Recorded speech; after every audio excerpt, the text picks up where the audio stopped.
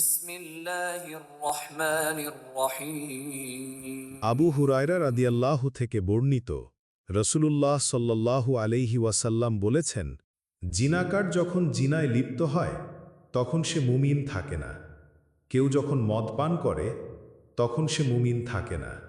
যে চুরি করে চুরি করার সময় মুমিন থাকে না।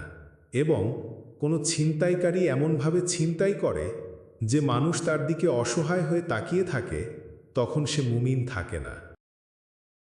এই বিষয়ে পবিত্র কোরআনে মহান আল্লাহ তাআলা সূরা আল মাইদায়ের ৯০ নং আয়াতে বলেছেন, يا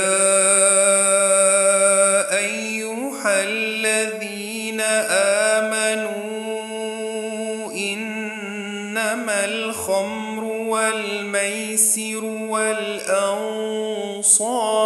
والأزلام رجس من عمل الشيطان فاجتنبوه لعلكم تفلحون। হে মুমিনগণ, নিশ্চয়ই মদ, জুয়া, মূর্তি ও ভাগ্য নির্ধারণের স্বর বা তীর এসব শয়তানের অপবিত্র কাজ, তাই তোমরা এসব থেকে বিরত থাকো যাতে তোমরা সফল হতে পারো।